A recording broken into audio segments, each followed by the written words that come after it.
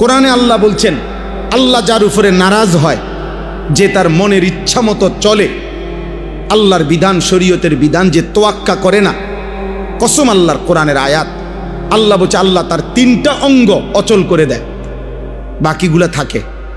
3 অঙ্গ আল্লাহ তাআলা যখন দেখে কেউ ধারাবাহিকভাবে আল্লাহর নাফরমানিতে টিকে আছে, মনের ইচ্ছে স্বাধীন মতো চলতেছে, তো আল্লাহ তাআলা বলেন, আমি বন্ধু নবীজিকে বলছেন, আমি তার 3টি অঙ্গ অচল করে দেই।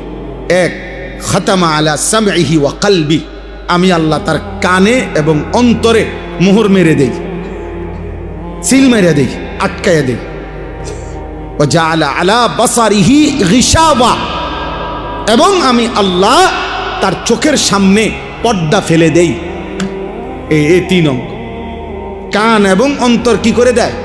মোহর মেরে দেয়। চোখের সামনে কি করে দেয়? পর্দা ফেলে দেয়। এবার আল্লাহ নিজে বলছে, ফামান ইয়াহদিহি মিন বাদিল্লাহ, আমি আল্লাহই যার কান বন্ধ করে দিলাম, চোখ বন্ধ করে দিলাম, অন্তর বন্ধ করে দিলাম, সিলগাইলা করে দিলাম। এবার বলেন তো বন্ধু, আমি আল্লাহকে বাদ দিয়ে তারে হেদায়েত দিবে কে? সে হেদায়েত কই থেকে পাবো? বাতে না খাইবে, বিল্ডিং এ না করবে, মাতবরিয়ে না করবো, আখেরাত মিলবে কই থেকে? আখেরাত মিলবে যে এই 3 অঙ্গে আমি তো এটা অচল করে দিছি। কারণ আমি দেখছি নাফরমান আজ 30 বছর আমারে ভুলে গেছে।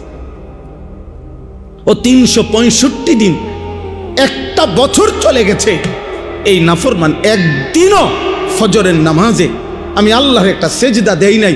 তার মতো নাফরমানের আমার দরকার কি? যা ভাত খা বেটা, যা বেটা, ভাত খা বেটা, দুনিয়া ভোগ কর বেটা, আর আখিরাত লাগবে না বেটা, যা।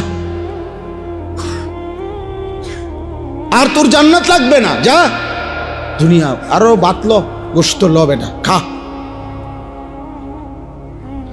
এই আল্লাহ যখন কারোর প্রতি নারাজ হয়, আখিরাত ভুলাইয়া দেয়। এটা কোরআনের আয়াত। ফাআনসাহুম আনফুসাহুম, আখিরাত ভুলিয়ে দেয়, আখিরাত ভুলিয়ে দেয়, আখিরাত ভুলিয়ে দেয়।